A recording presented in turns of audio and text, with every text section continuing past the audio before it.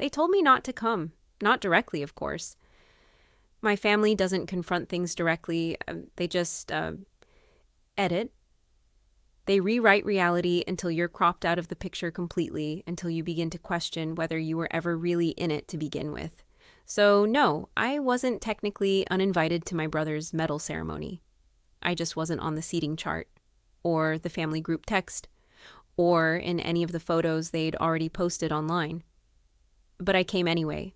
It was a sharp, dry morning at Fort Seabrook, one of those crisp military base days where the air smells like iron and gravel and some mixture of pride and fear.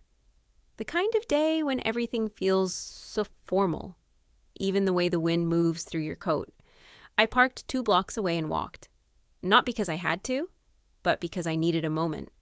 A moment to remind myself I'm not here for them. I passed other families along the path to the ceremony grounds. Fathers in pressed suits, mothers in silk scarves, sons and daughters in uniform, children with flags. Everyone moved with purpose, reverence. It was a day to honor service, as the printed program had declared, but I knew how the word could twist and bend depending on who was speaking. I approached the checkpoint quietly. The security officer, barely 24 and very serious about his job, asked for my name. "Eleanor Hayes," I said. He tapped something into a tablet. His brow furrowed. "I'm sorry, ma'am, you're not on the list." I smiled softly, not surprised. "That's all right. I have an invitation." I reached into my coat pocket and handed him the embossed card. He scanned it carefully, then glanced up, something flickering in his eyes. Recognition? Concern? But before he could speak, I heard her voice, cutting across the crowd like a wire through flesh. "I told you not to invite her." The tone was low, almost hissed, but loud enough. Deliberate. My mother never did anything halfway. She was standing just 15 feet away, next to my father and brother, under the white pavilion reserved for family of honorees. She wore navy blue, of course. She always dressed to match the military color palette, as if patriotism were a fabric choice. Her gloved hands clutched a leather handbag, her hair stiff and precise. Her expression? Frozen fury. I stood still. The air shifted. Conversations nearby halted, heads turned. The poor security officer looked at me, then at her, as if begging for a script to follow. And then I saw him. Commander Alec Monroe. He stepped forward from behind the staging tent, his formal blues immaculate, chest lined with service ribbons. His posture was effortless, calm but commanding, like a man who'd seen hell and now refused to be rattled by the noise of this world. He looked directly at my mother, his voice calm, unshaken. "No, ma'am, she's not just invited." Then he turned to the crowd, his voice lifting like a stone through still water. "We're standing today because of her." Silence. A sudden perfect silence blanketed the space. My father, always standing tall like the ex-captain he is, sat down slowly, his knees folding like something ancient had just cracked inside him. My mother didn't move. She stood frozen, lips tight, chin clenched, but her eyes, those eyes that once scanned every school play or award ceremony for signs of embarrassment, refused to meet mine. But everyone else did. The guests, the officers, the honor guard, even my brother. Their gazes swept toward me like a slow tide, curious, confused, recalibrating. And me? I just stood there, still in the beige coat I'd worn to blend in, still holding the invitation in one hand and the last 15 years in the other. My throat tightened, but I didn't blink, didn't flinch, not this time. Commander Monroe stepped to my side. His presence was quiet, reassuring. He offered no explanation, no ceremony, just a nod, an unspoken, "I see you," and extended his arm. "Shall we?" he asked. I took it, and as he walked me past the open gate, through the folding chairs and rows of uniforms and stunned silence, I let the past peel off of me, piece by piece, the ignored birthdays, the minimized accomplishments, the questions like, Why don't you smile more? Or, are you ever going to settle down? I let all of it burn behind me as I walked with him to the front row, the VIP row, because today, I wasn't the extra seat. I wasn't the sister who couldn't serve. I wasn't the daughter who couldn't measure up. Today, I was the reason they were all here. And I hadn't said a single word yet. You learn over time how to be invisible, not all at once. It happens in pieces, moments, like how a statue wears down in the rain. It begins with a missed birthday call, a forgotten mention, then a name left off a family photo caption. Eventually, they speak about you like you're someone who used to live in the house, like a distant cousin, not a daughter. My name is Eleanor Hayes, and I'm 35 years old. I don't have a husband. I don't have children. What I do have is a clearance level that could make a senator nervous, a mind built for pattern recognition, and a track record that spans 3 continents, though you won't find any of it on paper. I serve where cameras don't go, and I stay quiet because the work demands it. But if you ask my family what I do, oh, Eleanor works with documents, my mother once said with a polite smile and a subtle wave of her hand, as if she were brushing away a gnat. To them, I've always been the other Hayes child. The daughter, the one who never joined the Navy, the one who never quite fit. My brother Julian was the hero from the moment he put on his first child-sized uniform at age 6. I remember it like a scene burned into film. Dad beaming, Mom adjusting the fake, and gold buttons on his shoulders declaring, "Our boy's going to carry the family name with honor." Me? I was in the corner building a radio out of scrap wire and an old Walkman. I had just rewired the speaker to double as a 2-way. I tried to show Dad. He nodded once, didn't look up from his Wall Street Journal. That was always the pattern. Julian earned applause for existing. I earned polite nods for overachieving. And so I stopped reaching, stopped offering up my joy like a child, desperate for praise. I buried it instead in school, in books, in government-funded programs that didn't care whether I was pretty or married or good at small talk. They just wanted results. And I gave them results. But back then, in my parents' living room in suburban Maryland, none of that mattered. Success to them had a look. It wore dress blues, stood tall, spoke loud, and saluted. Julian gave them all of that. Me? I gave them silence. They took that to mean weakness. But silence isn't weakness. Silence is control. I remember once, during a family brunch, my aunt leaned across the table, syrup dripping off her fork, and asked, "So when are you going to start your real career, Ellie?" I was 28 then. I had just returned from a field assignment in Eastern Europe where I'd worked with linguistic software to decode an intercepted network that led to the arrest of 3 foreign operatives. But sure, let's talk about when I'll start a real career. I didn't correct her. I just sipped my coffee and smiled. People like that never actually listen. They ask questions to prove a point, not to hear answers. And my mother, she laughed, light and performative, and said, "Well, she's just not like the rest of us." Number I wasn't, and thank God for that. Still, there's something about being the quiet one for so long that tricks even you into believing that your invisibility is your identity. That maybe they're right. That maybe you are the weird one for not needing the spotlight. That maybe real worth does come in medals and plaques and applause. It's funny, when I was 16, I won a national math competition. Beat out 200 students across the country. First girl to do it in 8 years. I came home with a medal the size of a silver dollar. My father barely looked up from the game. But when Julian passed his driving test the next month, my mother baked a 3-tiered cake shaped like a Ford. You learn, you adjust, you stop hoping. I left home at 18 and never truly came back. I went to MIT on scholarship. Double majored in computer science and linguistics, got recruited straight into a black budget division of defense intel before I turned 23.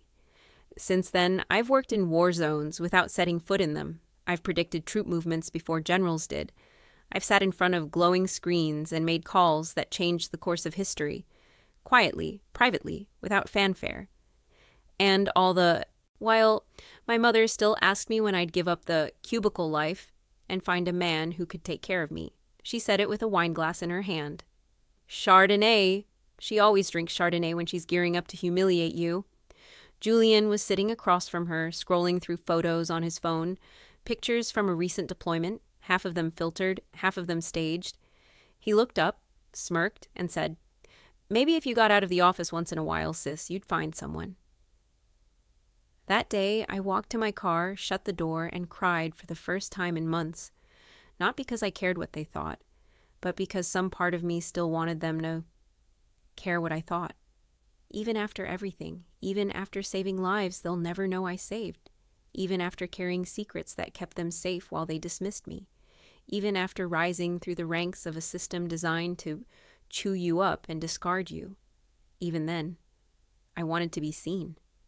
And that's the most dangerous need of all, the need to be seen by people committed to not seeing you. But that need ended the day I got the invitation. A crisp envelope, no return address, just one line inside. "We are standing today because of your silence. It's time for your name to be heard. Signed, Commander Alec Monroe." And just like that, the girl they never saw began her return to the light. I think the first time I realized I wasn't the child they wanted was the afternoon Julian got his acceptance letter to the Navy ROTC program. He was 17. I was 20 and home for spring break, already 2 years into a full-ride STEM fellowship at MIT. I'd just gotten back from presenting at a conference on cryptographic linguistics. It was the kind of thing people twice my age weren't invited to. But there I was, youngest panelist in the room. I'd brought home a photo and the conference badge to show them, not because I thought they'd be proud.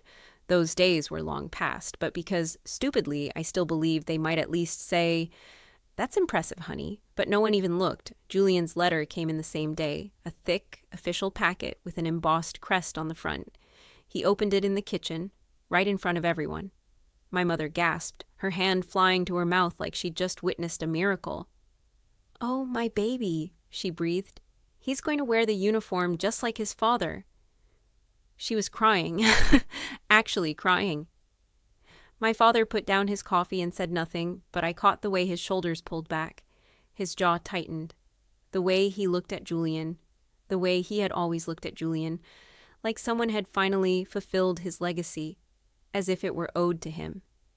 Within hours, they were planning a barbecue, a celebration. My mother ordered a sheet cake shaped like an aircraft carrier. I'm not exaggerating. I asked quietly, "Do you want me to help with anything?" My mother smiled at me, tight and absent. "Oh, Eleanor, just relax. This is Julian's day." Of course it was. It always was. I sat on the back deck that evening, watching strings of American flags flutter from the fence posts, smelling the grill smoke curling into the air. Dozens of people came, neighbors, friends, veterans from Dad's Navy years, men in khakis with ball caps, women in red lipstick and pearls. My name was barely spoken.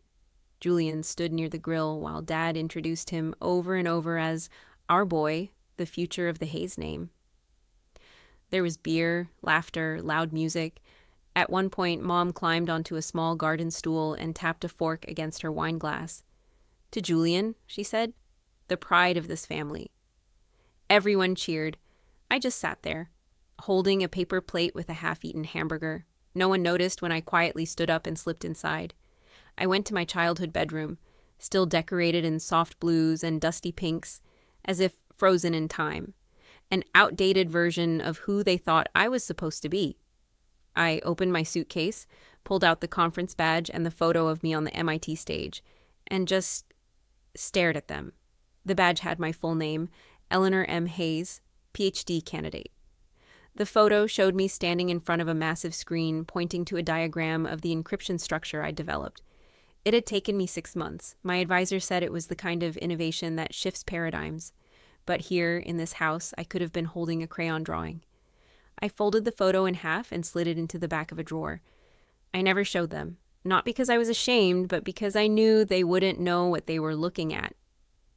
That's what being invisible feels like. Not just that they don't see you, but that even when they look straight at you, that they still don't know what they're seeing. My father wasn't cruel, not in the way you think. He didn't yell or belittle. He just expected. He expected that Julian would follow in his footsteps and that I wouldn't get in the way. I remember when I was 13 and got accepted into a competitive summer science program. I ran downstairs, paper in hand, grinning so hard my face hurt. "I got in!" I shouted. "I'll be at Johns Hopkins for 8 weeks." Dad didn't look up from the living room. "8 weeks is a long time to be gone," he said flatly. "Your mother might need help with the house." That was it. That was the response. I went anyway. And when I got home, no one asked me a single question about it. I suppose the lesson was clear. My achievements weren't real unless they came in the shape of a medal, a uniform, a salute. Julian got those things, one by one. At 1830, boot camp; at 22, commissioned officer; at 25, flight school; at 28, deployment overseas. Every step was celebrated like he was walking on water. Every phone call home was turned into a family event. Every return visit came with banners, cupcakes, and Facebook photo albums titled, "Our Hero Comes Home." I came home too. Quietly. During the breaks, when I wasn't overseas on assignment or buried in secured labs, no one ever made a cake for me. No one asked about what I'd seen, what I'd lost, what I carried. I never expected them to. Still, sometimes I'd catch myself standing in the hallway outside the dining room, hearing their laughter over stories I wasn't part of, and I'd feel it, that ache, that strange, cruel ache of being almost loved. You tell yourself it doesn't matter, that you're above it, that the mission, the work, is what matters. And for the most part, that's true. But every so often, on long nights when the lights are off and you're left alone with nothing but your heartbeat, you remember the first time you got left out of a group photo, and you wonder if they ever even noticed. It was a Tuesday. I remember because the garbage cans were at the curb and the house smelled like pine sol and lemon furniture polish, my mother's version of hospitality. Julian was home on leave, which meant the house had become a museum of military pride. Flags in every room, bronze-framed photos of my father and brother in uniform on every table. Even the throw pillows on the couch had anchors stitched into them. That evening, Mom made her famous roast chicken with garlic mashed potatoes. She only brought out that dish when she wanted to impress someone or claim a moral victory. That night, it was both. I had flown in from D.C. just hours earlier, freshly exhausted from a 48-hour op briefing that involved back-channel negotiations, 3 allied agencies, and a threat matrix we'd barely neutralized in time. I didn't mention it. I never did. As I set the table, I glanced at the centerpiece, a ceramic eagle clutching the American flag, and caught my mother watching me. She smiled, but it was the smile you give someone you tolerate at Thanksgiving. "Glad you could make it, Eleanor," she said flatly. "Did you have to take vacation time to get here?" "No," I said softly. "I arranged coverage." Coverage. That was the only word I could safely use. The truth was, I'd delegated a live monitoring operation to a junior analyst I'd personally trained for 18 months, a girl named Rhea with a photographic memory and nerves like tungsten. I trusted her, but even as I sat down at the table, my mind was still there, in the hum of servers, the flicker of satellite feeds, the coded chatter of threat assessments looping through classified channels. But none of that existed in this house. At this table, I was just the unmarried daughter with a data job. We made it halfway through the meal before the real moment happened. Julian, relaxed from wine and maternal praise, leaned back and laughed. "Man, I forgot how good home cooking is," he said. "You've got to miss this, huh, Eleanor?" I nodded politely, swallowing a piece of bread that suddenly felt like gravel. Dad looked up from his plate, eyes briefly scanning me before locking onto Julian. You'll need to be sharp when you head back out. The Pacific's heating up again. Already got my orders, Julian said proudly. Deployment rotation in 6 weeks. My mother beamed like she'd been given a trophy. Julian glanced at me with a playful grin. So, what's new in your world, sis? Still decoding emails from embassy clerks? It was a jab, disguised as a joke. That was his specialty. My fork paused midair. I looked at him for a moment, not angry, just tired. I'm leading a joint analysis group now, I said evenly, focused on rapid response to emergent geo-intelligence threats. The words meant nothing to them. I might as well have said I was knitting hats for pigeons. My mother tilted her head like I was speaking in tongues. Well, she said carefully, that sounds, safe. Safe. That word again. As if safety were something shameful. My father cleared his throat. What Eleanor does is important, he said vaguely without looking at me. But it's not the same thing as frontline service. And that was the moment. The one that crystallized everything I already knew. It wasn't just that they didn't value my work, it was that they fundamentally refused to see it. Because it didn't match the image they wanted. Because it didn't come with a salute and a ceremony and a clean-cut photo for the fridge. My silence came from a room with no windows, no applause, and they would never clap for something they couldn't pose next to. After dinner, I lingered in the kitchen while Mom packed leftovers into Tupperware. You know, she said lightly, you should think about getting out of D.C. sometime. All that stress, it's not good for a woman. I didn't reply. She continued, her voice sweeter now. Carol from my book club? Her son just moved back here. Mark? You met him once. Orthopedic surgeon, very polite. Divorced now. I stared at her. You're trying to set me up? Well, she said, laughing. You're not getting any younger, sweetie. There it was, the rerun, the tired script. You're too much. You're not enough. You're running out of time. I set my glass down gently on the counter. I'm not looking to be saved, Mom, I said. She paused, then gave me that look, that fragile, forced smile she used when she couldn't control the conversation. Well, she said, turning back to the refrigerator, you'll figure it out eventually.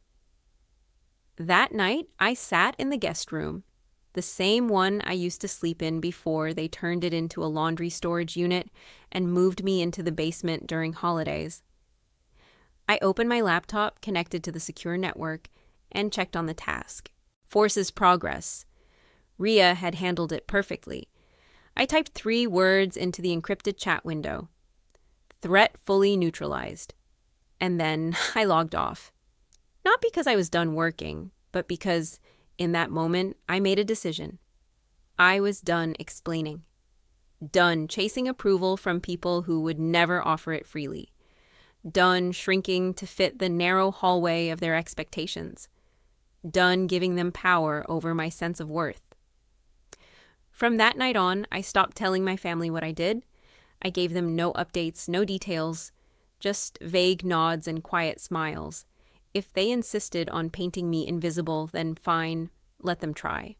Because I had already begun building a world they would never understand.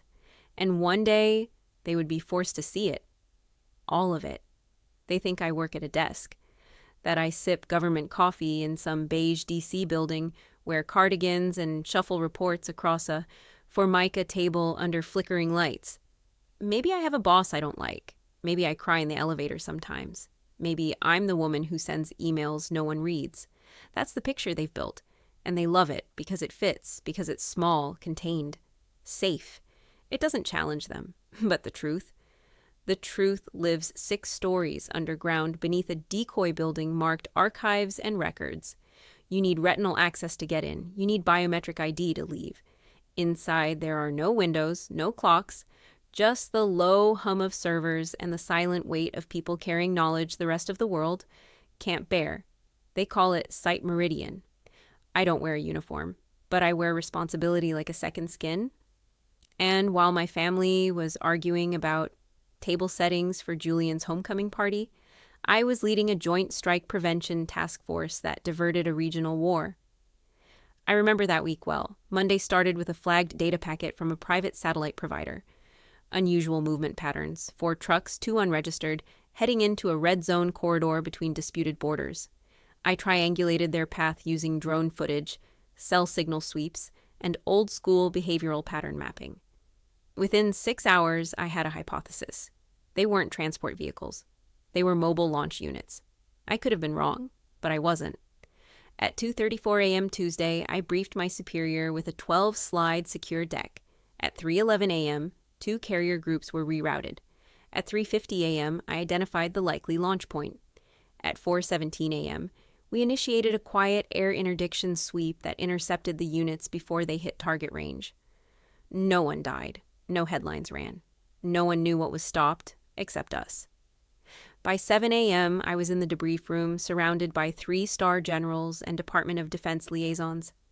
I stood at the front of the room, laser pointer in one hand, half-warm coffee in the other. I walked them through the data like I was reading a bedtime story. And then I went home. Fed the cat, and texted my mother back when she asked if I was still doing that tech stuff. Yep, still at the desk. That's the thing about this job. There's no parade, no ribbons, no photo albums on a shelf. You do it because it needs doing, because you can carry the weight, because you've learned how to keep breathing when the oxygen runs out. I've missed holidays, I've lost friends. I've been the one who saw the warning signs a day before anyone else did, and acted before it was too late. But no one claps for that. No one says, "Thank you for quietly preventing an international catastrophe." They just keep living their lives, unaware of how close the edge really was. And that's the point. The reward is silence. The mission is anonymity. I remember one night in particular. Winter. The air so dry it cracked your skin. We were deep into an op, intercepting communications from a group attempting to coordinate a multi-city cyber attack. Their plan was to cripple power grids, target civilian infrastructure, and cause chaos disguised as technical failure. My team and I were running predictive simulations at a 1-second refresh rate. The AI was flagging variables faster than we could adjust. My hands were numb from typing, my vision blurry. Someone handed me coffee I never drank. At 4:08 a.m., I made a call, rerouted a data packet through a spoofed satellite, triggering a delay in their sync code. That 13-second delay exposed their physical relay location. By 5:22 a.m., an embedded team had eyes on the ground. By sunrise, the threat was neutralized. And by lunchtime, my mother had sent a group text celebrating Julian's most recent Naval Journal photo feature. She included a digital flyer with gold lettering. At the bottom, it read, "Another proud moment for the Hayes family legacy." I didn't reply. What would I say? I spent the last 18 hours preventing the collapse of 3 metropolitan infrastructures while being called unambitious by people who think Microsoft Excel is advanced tech. Number, you learn to let it go. You let them have their photos, you let them tell their stories, because the truth is too big for them, because the truth doesn't fit in a frame. My team calls me Iron Ghost. It started as a joke, because I never break and I never show up in mission photos. But it stuck. Now it's a badge I wear with pride, because being invisible was never the problem. Being invisible to people who refuse to see you, that's the wound.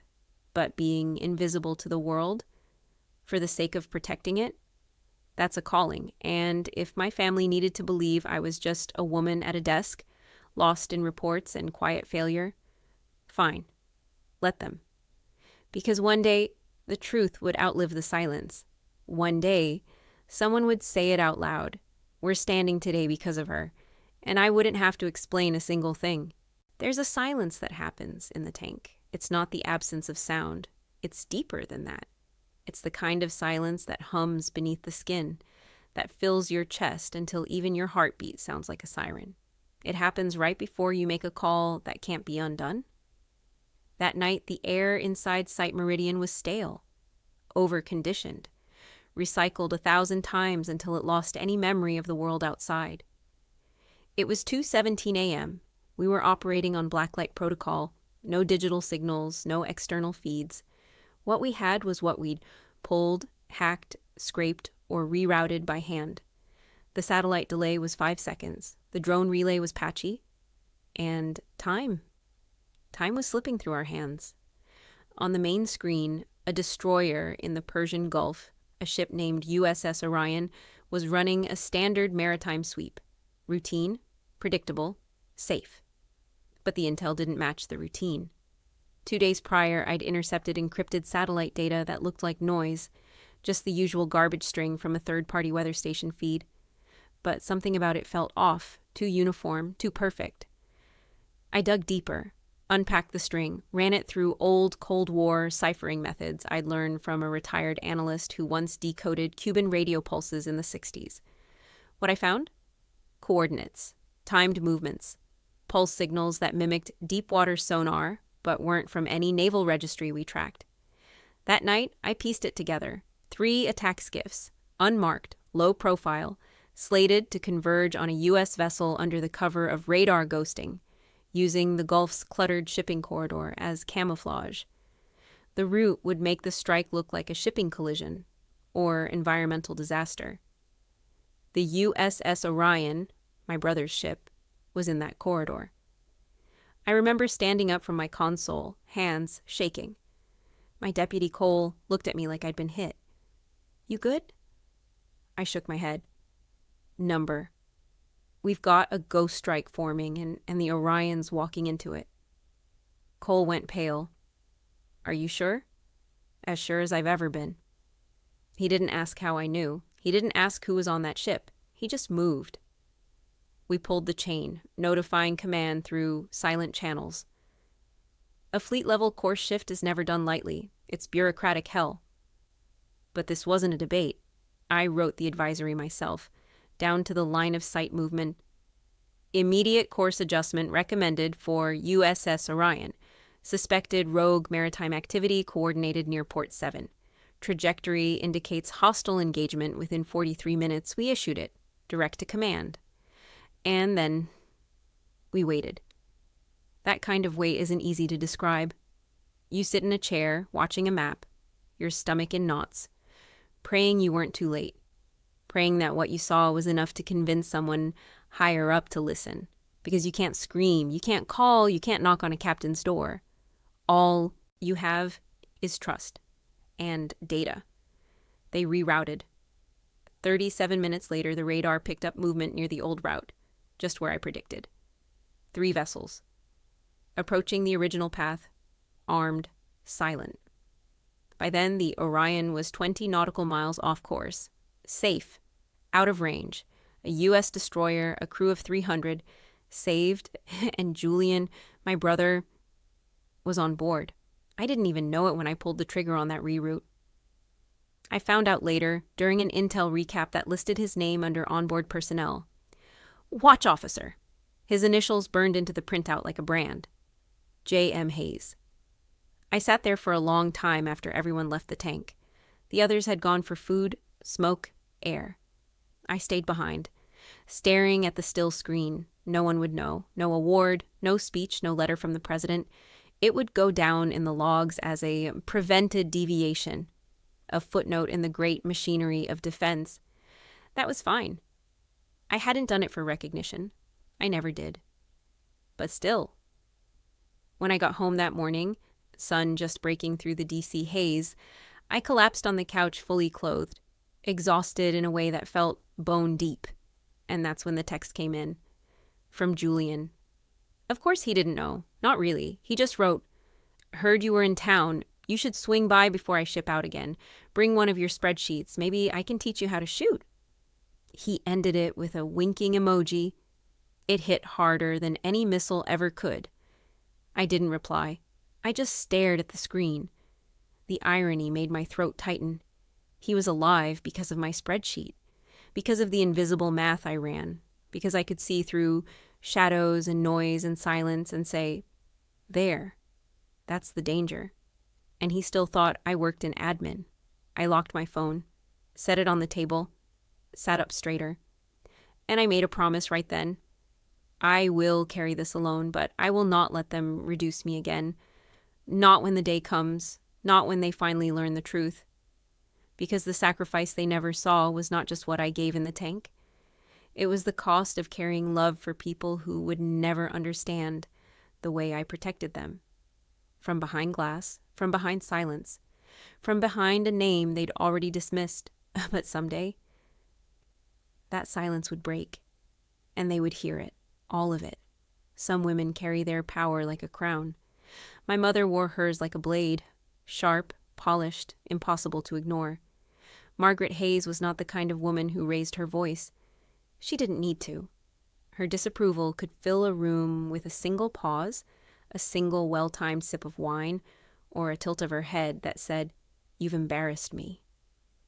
I spent most of my life trying not to trigger that look. She believed in 3 things: discipline, reputation, appearances, and she built her life, our life on them, like a 3-legged stool. Everything in our home matched. The china sets, the towels, the photo frames, the children, except me. I don't think my mother ever hated me, but I do think I reminded her of something she didn't like about herself, something unpredictable, stubborn, inconvenient. She couldn't mold me. I didn't smile on cue. I asked too many questions. I stayed up late reading manuals on encryption algorithms when she wanted me in bed, resting my eyes for charm school the next day. By 15, I'd learned how to make myself quiet, but I never figured out how to make myself acceptable. My brother? Julian fit perfectly. He was all shine and stature. His smile came with a jawline. His "yes, ma'am" carried just enough weight to charm her country club friends. He was the poster son, the golden thread in her tapestry. Me? I was the crease in the fabric she couldn't iron out. It came to a head at my cousin Danielle's engagement brunch. I wore a navy blue midi dress. Tasteful. Simple. Not flashy. My mother pulled me aside before we went inside the venue and gave me a once-over. "Your hemline's a touch conservative," she said softly, like it was a diagnosis. "And maybe you could try a little lipstick just once." "I'm comfortable like this," I told her. She blinked. That blink that lasted just a half-second too long. "I'm sure you are," she said. Inside, I sat next to her at the long, white-draped table, just listening. I didn't say much. I never did at these things. She did enough speaking for both of us. "This is Julian," she told the woman across from her. "He just finished his latest rotation. He's doing incredible things with naval ops." Then, with a smile in my direction, "And this is Eleanor, my independent one. She's still in data analytics, right?" She said it like she wasn't quite sure, like it changed monthly, like it wasn't worth remembering. The other woman nodded politely. "Oh, like spreadsheets?" I smiled. "Exactly?" My mother exhaled as if relieved I hadn't tried to clarify. She reached for her water glass, nails clinking delicately against the crystal, and changed the subject before anyone could follow up. That's how she handled me. Redirect, deflect, contain. I was not a story she wanted to tell. Years later, that same energy followed me everywhere. At Julian's promotion dinner, she arranged the seating chart without asking. I was tucked 2 tables away, next to a couple she barely knew. A buffer. Later that night, when I confronted her, softly, carefully, she smiled and said, "Oh, darling, we just needed to keep things streamlined." Streamlined. Like my existence was a logistical problem, a wrinkle in the schedule, something to smooth out so she could shine brighter in front of the guests. She never yelled. She never insulted me outright. No, her cruelty came gift-wrapped, in compliments that stung, in advice dressed as love. "You're so brave living alone all these years." I couldn't do it. "You're always so self-contained. It must be nice not needing anyone." "I admire how serious you are, Eleanor. Not everyone needs to sparkle." She weaponized softness.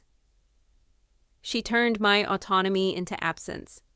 And because she never crossed the line hard enough to leave bruises, no one saw the injury. No one ever said, "That must be hard, being dismissed by your mother in heels and pearls." But it was. One day, when I was 32, I came home to visit after a 10-week classified op that left me wrung out and unsteady. I had watched an ally die in front of a laptop screen, knowing I'd made the best call I could and still wondering if I could have saved him. All I wanted was to sit down, feel human again. She met me at the door, her lips already pressed in tight welcome. "Oh, Eleanor," she said, brushing a stray hair from my face. "You look tired." Then, without missing a beat, "Maybe a little blush would help." I smiled. I always did. But that night, in the guest room, I opened my duffel bag and stared at the sidearm I hadn't been cleared to officially carry, because the job had demanded more than paper pushing. I looked at it for a long time, and I realized she had no idea what I'd done, what I'd seen, what I'd carried home in the hollow of my ribs. And the worst part? She never asked, not once. There's a difference between being forgotten and being erased. Being forgotten is passive. Being erased is chosen. My mother didn't forget me. She edited me, made me smaller, sanded down my sharp edges until I fit the box she needed to hold her image together. But I'm not sanded. I'm steel. She just never looked close enough to see the glint. It came on a Wednesday. A plain white envelope slid through the mail slot in my apartment like any other piece of government correspondence. Neat, unassuming, almost too clean. No postage, no return address. Just my name printed in black ink across the front. Eleanor M. Hayes. No miss, no dear daughter. Just my name. As I am. As I exist. The handwriting wasn't familiar, but the sharpness of the lines, the way the ink sank with intention into the paper, that told me something. This wasn't a casual invitation. It had weight. I carried it to the kitchen table, set it down, and stared at it for a moment, unwilling to open it right away. I'd spent most of my life receiving the kind of invitations that came with obligations, not honors. You're expected to attend. Can you bring something? Try not to draw attention. Wear something feminine this time. Don't talk too much about your work. This felt different. I peeled it open. Inside was a single sheet of heavyweight cardstock. No frills, no logo. Just a few short lines centered on the page. The Department of the Navy requests the honor of your presence at the commendation ceremony for Lieutenant Commander Julian Hayes. Saturday, 0900. Fort Seabrook Parade Grounds formal attire. Reserved seating. Below the printed text was a handwritten addition. Your presence matters more than you know. You belong in the front row. I stared at the initials. AM. It took only seconds for the letters to click into place. Commander Alec Monroe. I hadn't seen him in person since the Red Sea operation, since the night we diverted the ambush that would have taken down the Orion. We'd only corresponded through secured channels after that. Strategic reports, quiet acknowledgments, never personal. Until now. Until this. I set the card down slowly, the words circling my mind like storm clouds that hadn't yet broken open. Your presence matters. You belong in the front row, not the back, not in the crowd, not in the shadows where I'd been shoved for 35 years, but seen, centered. It hit me harder than I expected. I sat there, hands folded, the silence of my apartment wrapping around me like a second skin. Outside, the DC traffic rolled on. Horns, sirens, lives being lived in chaotic harmony.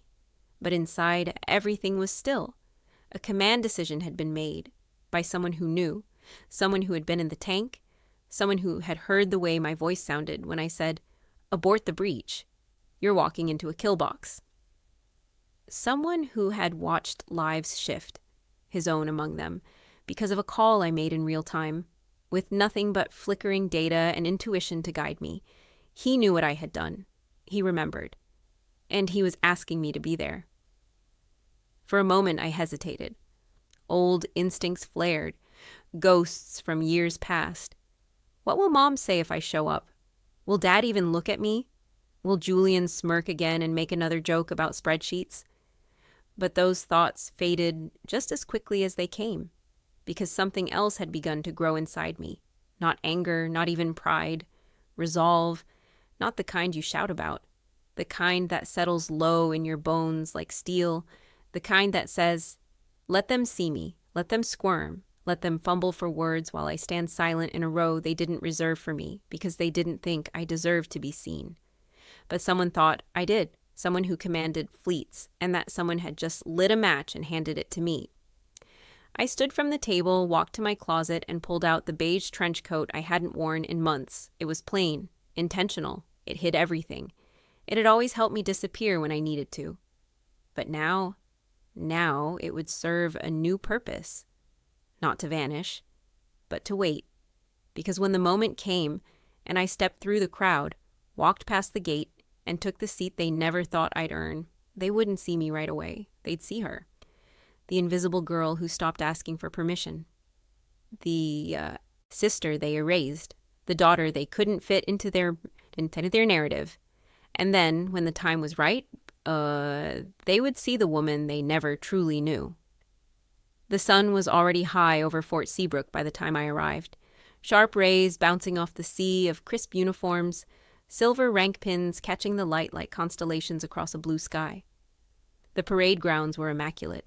Rows of white folding chairs arched around a raised platform, each marked with a gold-embossed card. Flags hung in careful symmetry. A string quartet warmed up in the distance, blending military formality with a touch of suburban elegance. It was the kind of event my mother lived for. She would have planned her outfit down to the angle of her hat, rehearsed how to dab her eyes without smudging her mascara. Dad would be at her side, clean-shaven and squinting like he'd earned the ceremony himself. And Julian? He'd be glowing. He always did in a uniform. I adjusted the collar of my coat, clutched the envelope with the original invitation inside, and moved forward through the gathering crowd. Eyes flicked toward me. A few heads turned. Recognition sparked in some faces, confusion in others. One woman whispered something to her husband. He looked. She whispered again. Let them wonder. At the seating gate, a young officer, clean-cut, probably no older than 22, stepped forward with a polite smile. Ma'am, may I see your pass? I handed him the card. His eyes scanned it, then blinked.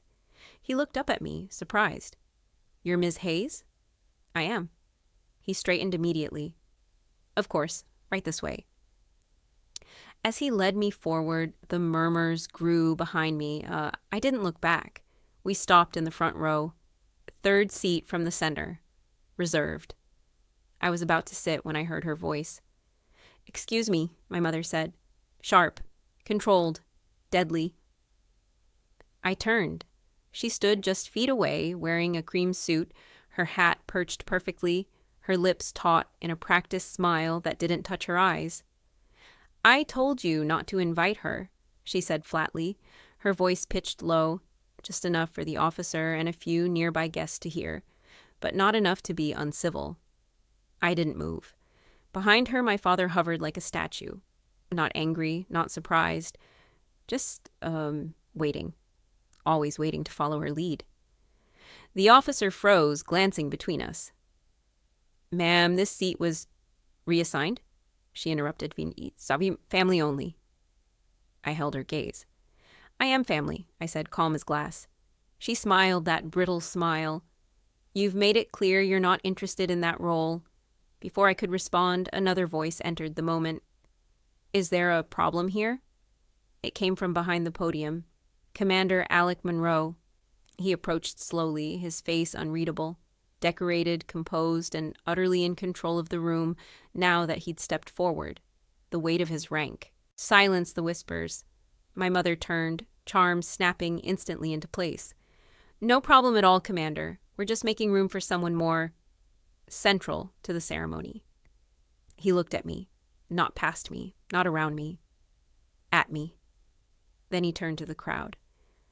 Ladies and gentlemen, he said, clear and commanding, before we begin, I'd like to take a moment to acknowledge someone whose work has saved more lives than most of us will ever know. Silence. Even the string quartet paused mid-tune.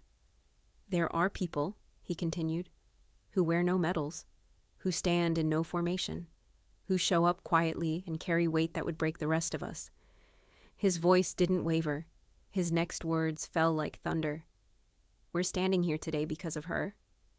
And then, he turned. "Welcome, Ms. Eleanor Hayes." My mother flinched. My father blinked and sat down, suddenly remembering where he was. But everyone else? Everyone else looked up. Every head turned. Every conversation stopped. And I just stood there, holding their gaze, not smiling, not explaining, letting them see. For the first time in my life, I wasn't hiding. I wasn't buried at a side table. I wasn't just the sister with spreadsheets. I was named, in public, in uniformed silence, by the commander himself, not because I demanded it, but because I had earned it before anyone even knew they were alive because I had acted. My mother didn't say another word. She stood still, her jaw locked, her gaze fixed on some imaginary point beyond the crowd. She refused to look at me. But the crowd, the officers, the guests, they looked. They finally looked. I didn't plan to speak. When I arrived that morning, I had no notes in my coat pocket, no speech drafted on hotel stationery, no words rehearsed in the mirror. I wasn't expecting a microphone. I had come for presence, not performance. But when Commander Monroe stepped aside and motioned me forward, without pressure, without formality, something in the air shifted. He leaned in slightly and said quietly, "Just say what's true." So I did. I stepped up to the podium. A sea of uniforms and civilians stared back, some curious, some confused, and in the front row, flanked by the sun and history, sat my parents, rigid, silent, still processing what they had just heard. Behind them, Julian, his face unreadable, not proud, not ashamed, just, frozen. I adjusted the mic. "Good morning," I said. The sound of my own voice startled me. It echoed more than I expected, carried far beyond the podium's wooden edge. I cleared my throat. "My name is Eleanor Hayes, and I didn't come here to speak today. In fact, I've spent most of my life not speaking at events like this." A few soft laughs rippled through the crowd, sympathetic, nervous. I smiled faintly. For years, I was told I didn't belong in rooms like this, not by the Navy, not by any institution, but by people who thought my kind of work wasn't meant for the spotlight. I glanced toward my parents, but didn't hold the gaze. "My role has never required recognition. I sit behind screens. I decode things people weren't meant to see. I've made decisions in darkness that kept people in the light." There was a pause. Then I continued. "A few years ago, I rerouted a vessel just hours before what would have been a catastrophic maritime assault. That reroute wasn't credited. It wasn't announced. And the people on that ship never knew they were in danger." I exhaled, the silence thickening. "One of them was my brother." A gasp, small, quick, somewhere behind the officers in the second row. Julian didn't move, his eyes locked on me now. "My work is not glamorous. I don't wear medals. I don't attend briefings where cameras flash or champagne is served. My service is quieter, invisible by design." And then I said what I never thought I'd say, the words that had lived in my bones for years. "But just because you don't see someone doesn't mean they aren't holding everything together behind the curtain." The crowd leaned in. The weight of those words settled like dust on polished shoes. I didn't come here to be celebrated. I came to bear witness, to remind anyone in this audience, whether you work behind a desk or behind enemy lines, that your value is not determined by who claps for you. I paused again, letting it land. Sometimes your legacy is written in silence, but today I decided to speak, not for applause, but for clarity. I looked up. "My name is Eleanor Hayes, and I am not an assistant. I am not an afterthought. I am not the mistake in the family Christmas photo." My voice didn't shake. "I am an officer of strategic defense operations. I have held lives in my hands. I have walked into silence and come out whole, and I am done pretending I don't exist. A beat. Then I nodded once. Thank you. And I stepped back. The crowd didn't erupt into cheers. It didn't need to. There was a stillness that said more than applause ever could. A kind of reverence. A collective recognition. Even the flag behind the stage seemed to shift slightly in the wind, like something had been reset. When I returned to my seat, my mother still wouldn't look at me. Her hands were folded tightly in her lap. But my father? His jaw was slack, his brow lowered. He wasn't sure what to feel. Julian? He stood, quietly, walked down the row, and without a word, without even looking at our mother, he sat next to me. That simple. That loud. The flags had been lowered. The honor guard dismissed. The crowd thinned until only a few stragglers remained, gathering programs, shaking hands, moving toward the parking lot like they'd just left a play that would stay with them for years. I sat still in the front row, letting the quiet settle in around me like the last piece of armor. Julian hadn't said a word since he sat down beside me, not during the final commendation, not during the national anthem, not during the photo call that we were quietly excluded from by our own mother's subtle redirections. She had drifted away quickly after the ceremony, Dad close behind, both of them retreating to the car like shadows embarrassed by the sun. I let them go. I wasn't here for them anymore. Julian shifted slightly beside me, hands clasped between his knees. We sat like two strangers in matching blood. Then, finally, he spoke. That was a hell of a speech.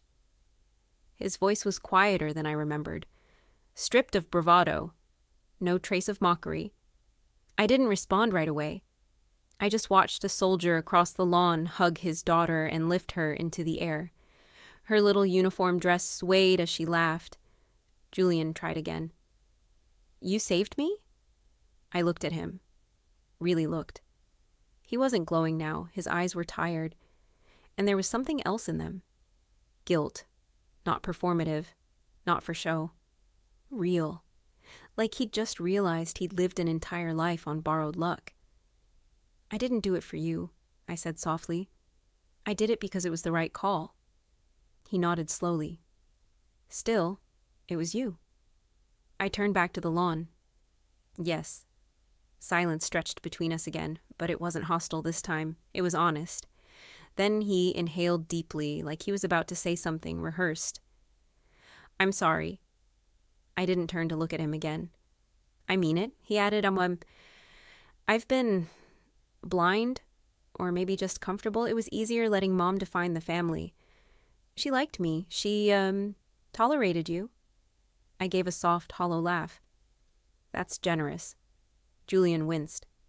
I know it doesn't fix anything. He stopped. You've done more than any of us, and we made you feel like a ghost at your own family's table. I let that hang in the air, because it was true, and sometimes truth doesn't need forgiveness right away. Sometimes it just needs to sit in the open like a wound, so it can finally breathe. After a while, I asked, why didn't you say anything back then? Julian sighed. Because I thought you didn't need it. You were always solid, smart, independent. I thought you didn't care what they thought. I looked at him sharply. I always cared. He nodded, eyes damp. I know that now. A breeze moved through the grounds, rustling the flags, lifting the corners of the program still left on chairs. I could hear the janitorial team beginning to clear the area, metal folding chairs scraping the pavement. The moment was ending, but something new was beginning. So what happens now? Julian asked, and I told him the truth. I'm going back. To work. Classified, quiet. I'll keep doing what I do. He looked down, ashamed. Will I see you again? I paused. That's not up to you. That's up to who you choose to be from now on. We stood together in silence. He looked older, smaller. Not in height, not in strength, but in certainty. The pedestal had cracked. The shine peeled back. He wasn't the untouchable brother anymore. He was just a man. And for the first time, he wanted to know me. I didn't promise anything, but I didn't walk away either. And maybe that was enough. I didn't stay for the reception. There would be canapes, stiff handshakes, tense smiles from family members pretending they hadn't ignored me for decades. My mother would spin her own version of the speech, telling everyone how proud she'd always been in private. My father would nod along, avoiding eye contact with anyone who might ask questions. Number, I didn't need any of that. I had spoken. I had been seen. And that was enough. I slipped away from the crowd as the music began again, quiet jazz drifting under the tented awning, forks clinking against porcelain, the unmistakable sound of people returning to comfort.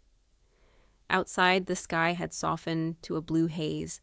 A few gulls soared above the flagpoles, and in the distance a child waved a miniature Navy flag with wild abandon, too young to understand what it meant, but joyful all the same. I walked alone, my shoes clicking gently against the concrete path that led down to the bluff. From there, I could see the water. The ocean didn't care about politics or podiums. It just was. Constant. Massive. Moving with purpose, whether anyone was watching or not. I exhaled deeply and let the wind hit my face. It felt clean. As I stood there, coat tucked around me, hair gently tangled by the breeze, I remembered the beginning. The first time I'd been told to keep quiet. The first time my voice was met with a smirk.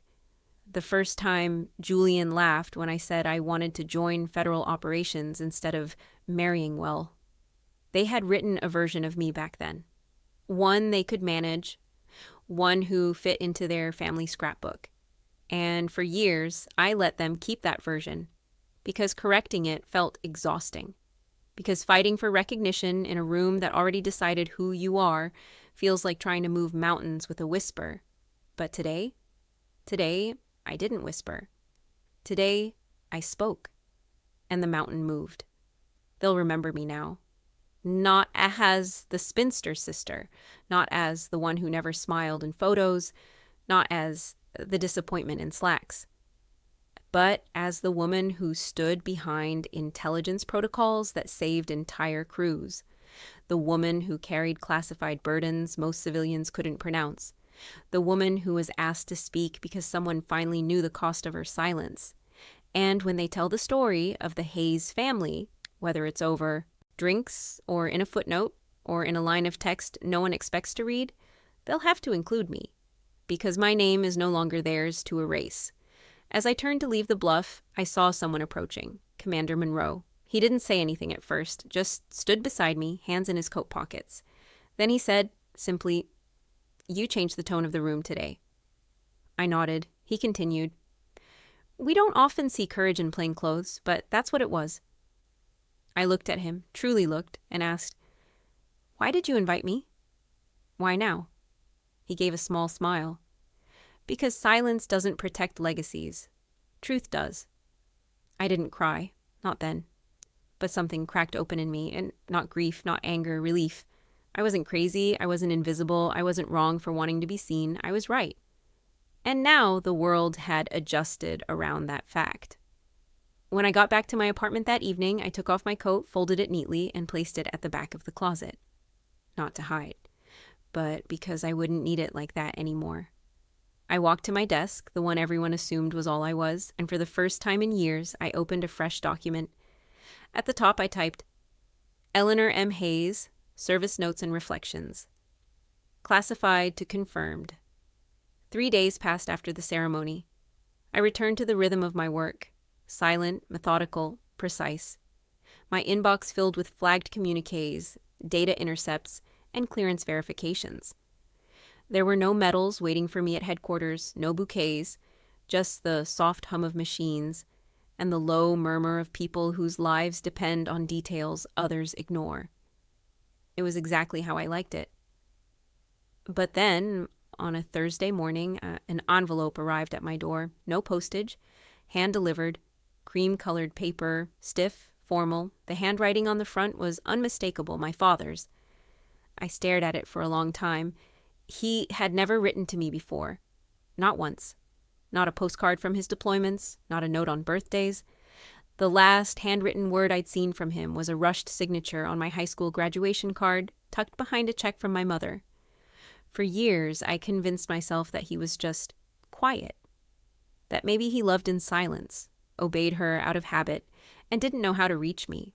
But I stopped giving him that excuse the day he sat still as she cut me out of the ceremony guest list. And yet, here it was, his handwriting, at my door. I opened it carefully. Inside was a folded sheet of high-quality paper, monogrammed at the top, one page, short, centered. It read, "Eleanor, I saw you. I should have said it years ago. I watched you at the ceremony."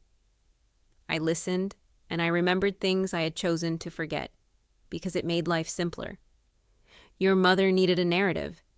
I didn't stop her from building it, and you were the cost. I don't deserve your forgiveness, but I wanted you to know you've always made me proud. I just never had the courage to admit it out loud. Dad, P.S. Julian says you saved him. I believe him.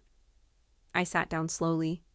It wasn't flowery, it wasn't polished, but it was real. And maybe that's why it cracked something in me I hadn't even known was still frozen.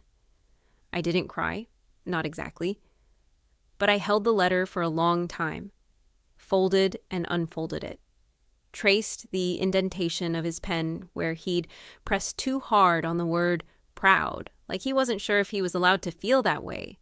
It didn't rewrite our history. It didn't undo the years he spent watching me disappear in my own home, but it was a sentence. One real sentence, and sometimes that's all it takes to begin again. That evening, I wrote a reply. Not a letter, just a single line. Typed, plain. I didn't mail it. I didn't hand deliver it. I left it on his doorstep in the same kind of envelope. It said, "You saw me." That's more than I expected. And enough for now. No signature, no name. He would know who it was from. And if he didn't, then he never deserved the letter in the first place. That same week, another surprise arrived. An email this time. From Julian's daughter, my niece Ava. I hadn't seen her since she was a teenager. The subject line was simple. Aunt Eleanor. I opened it expecting formality. Maybe a thank you, maybe a question, but instead, it read, "I watched your speech online. I didn't know any of it. I always thought you were the serious one in the family. I'm applying to the Naval Intelligence Academy. Just wanted you to know I listed you as my mentor figure on the application." I closed the laptop slowly. The world had shifted. Not loudly, not dramatically, but deeply. The echoes of silence in my family had always felt like a verdict, but now they sounded more like an ending. And endings, as I was finally learning, sometimes made room for new voices.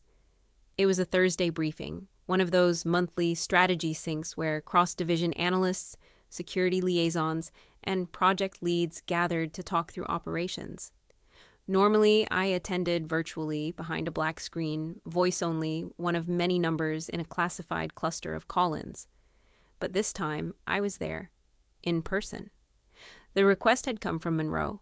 Short, "Director, we'd value your insights in the room, physically." It wasn't a suggestion. It was an acknowledgement. The building was colder than I remembered. Familiar tile underfoot.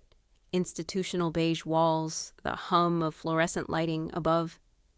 I signed in at the security desk, scanned my ID through the two-step clearance.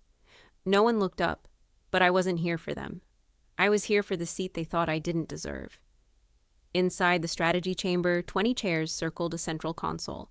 The same room I had once been denied entry to when I was just the support staff.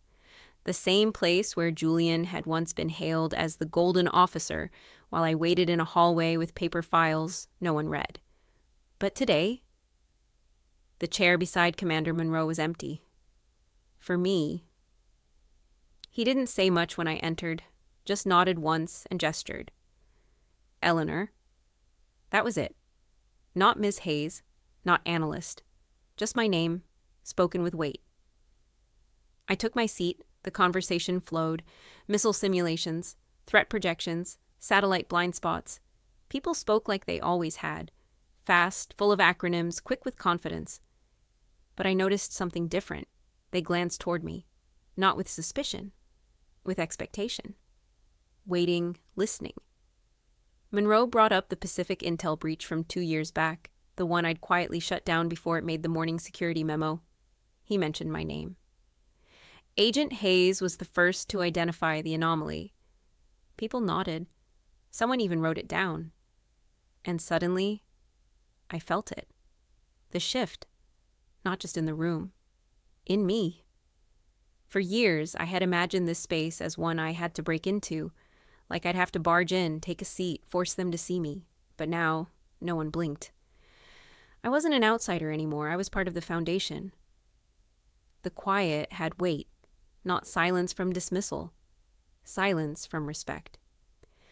At one point, a young officer turned toward me and asked, "Ma'am, based on your maritime intercept work, would you recommend a reallocation in patrol focus?" He knew what I'd done. He had studied it. I didn't need to remind anyone of my credentials. I didn't need to perform them. They already knew. When the meeting ended, people lingered. Several came up to shake my hand. Monroe clapped my shoulder once, gently. "Glad you were in the room." I looked around that circle of chairs one last time before I left. This was the same room where I had once been forgotten. And now, the shape of it had changed. I hadn't asked for a medal. I hadn't demanded an apology. All I did was tell the truth. And let the truth take root. Back at my apartment that evening, I noticed something odd. My coat, my old navy blue one, the one I always wore like armor, was still hanging on the hook by the door. But I didn't put it on.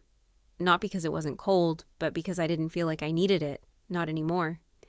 The apartment was quiet, not the kind of silence that weighs on your chest, just the kind that settles, like soft dust on an old wooden desk, safe still, mine. I had lit a single candle, not out of sentiment, but because I liked the flicker, the way it danced without needing anyone to watch, the way it reminded me that even something small could shift a whole room. The journal in front of me was new. Leather-bound, blank pages, a gift to myself. I had avoided journaling for most of my life. Too many redactions, too many parts I wasn't allowed to record, but this was my record. Unclassified, unfiltered. I picked up the pen, not the digital stylus, not a keyboard, a real ink-based pen, and I started. Eleanor M. Hayes, age 35, Division, Former Intelligence and Maritime Intercepts. Call sign, not relevant anymore. This is not a service report. This is a correction. I wrote about Julian, about Mom, about the commander who made space for my voice when no one else would. I wrote about the letter from my father, the one I folded gently into the back pocket of the journal behind the flap. I wrote about Ava, her email, her courage, her curiosity, and I wrote about the speech, not the words, but the silence after, how it didn't crush me, how it made room for something I never thought I'd feel again. Peace. I paused after 5 pages. My hand ached, unused to the motion. I sipped tea, chamomile, no sugar, and glanced out the window. The city lights flickered like stars, too proud to hide. Below, people walked with purpose, coats tight to their bodies, shoulders hunched from habit. But I sat tall, not from pride, from practice. I had finally learned how to occupy space, not fight for it, not beg for it, just be in it. I flipped to the final page of the journal, the last one, not because my story ended, but because the chapter did. And at the top, I wrote 3 lines. I was there, I made decisions, I mattered. No one could erase that.